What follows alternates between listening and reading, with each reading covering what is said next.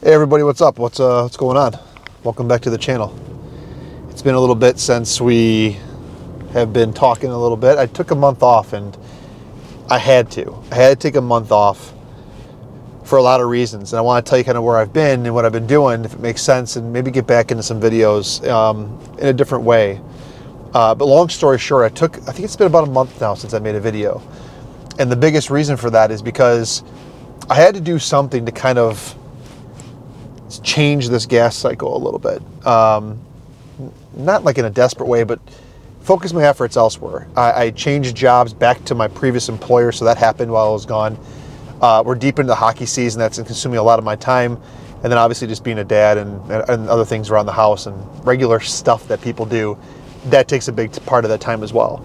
But also as part of that, I was challenging myself to just focus on the photography aspect a little bit more and shoot a lot more film, which I still have rolls of film I haven't developed, and also just focus on learning a new portion of, or a new skill set in photography that wasn't gear related, because I realized a few things. So as far as the film goes, like that's been great. As far as learning new stuff, I played with flash, so I never really was a big flash person. Off-camera flash wasn't something I was really good at, so I bought some off-camera flash stuff, like the triggers and flashes, and I bought some gels, or like what they call the little domes to go over the flash. I don't know what they're called. And I did some photos, sports portraits for my son's hockey team. I'm going to do some more here on the next weekend, which will tie into kind of what I'm hoping to do moving forward. And so I did that, and I'll show you some pictures here of the kids. I'm not saying these are great, but I learned to use off-camera flash. I use backlighting. I use like a constant light. And I was able to take some photos, a fog machine. I bought a fog machine. I thought that was really cool.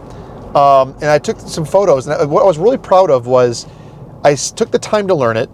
It isn't overly complicated. It's not like it's a miracle. I took the time to learn it. And I was able to provide a value to my hockey team, provide photos at essentially no cost. The only cost to the parents is going to be that they have to pay to print the photos. So I'm doing these photos for them for free. And I did it in a way that I probably did it more efficiently than the photographer we had last year as a professional. Candidly, the results are better.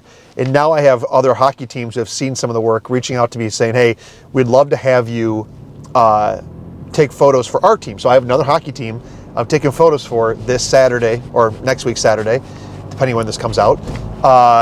And I'm happy to do that. And what's interesting about it, let me switch hands here a little bit, is what's interesting is that in that experience, I found way more satisfaction, way more value than buying any other piece of gear. I taught myself a new skill, a couple new skills.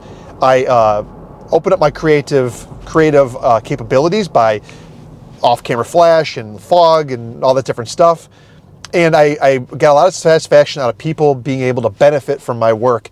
And I also feel like in the result of that, I could turn this into some sort of a business.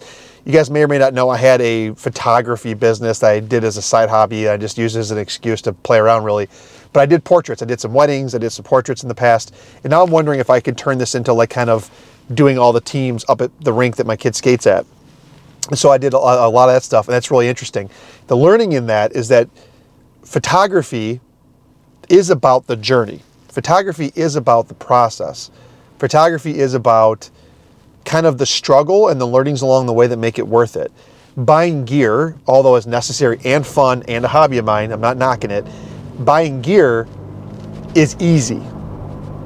And I think a lot of times the value of photography is studying the subject, studying the situation, educating yourself on new skills, educating yourself in the situation you go shoot in. And a lot of times it's providing value to other people or working on I mean, it's all the things along the way, the journey that makes it, and not necessarily just the end result. The end result can be the payoff, but I think it's the journey along the way.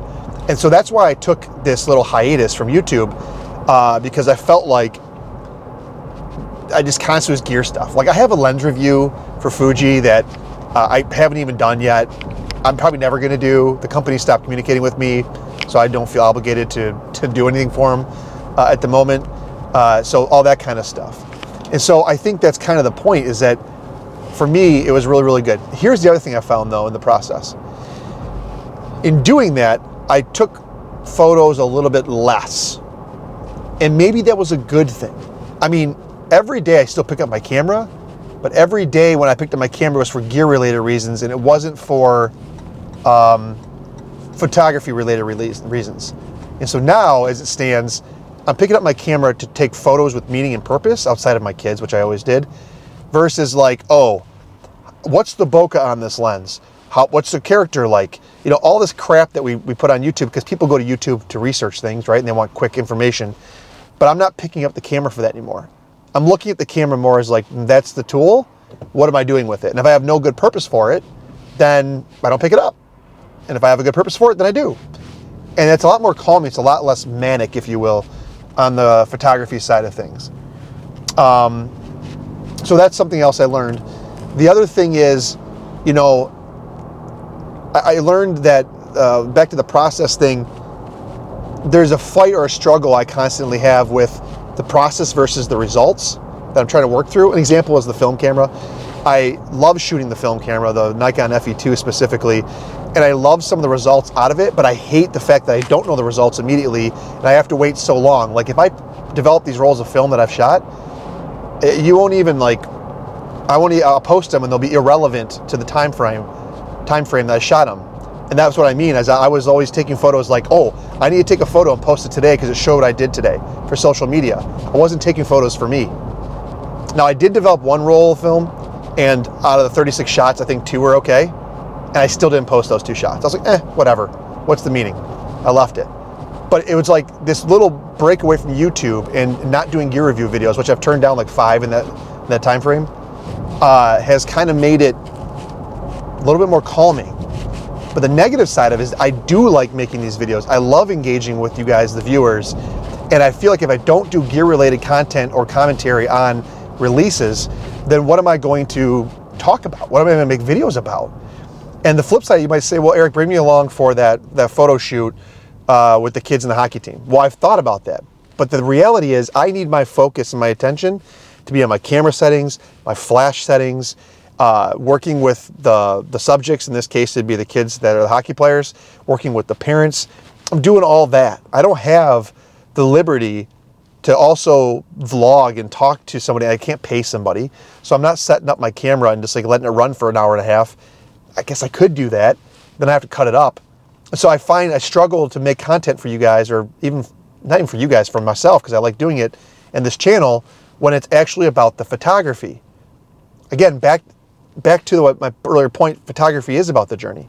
And if I'm interrupting that journey with me trying to speak to you all the time, it kind of detracts from everything.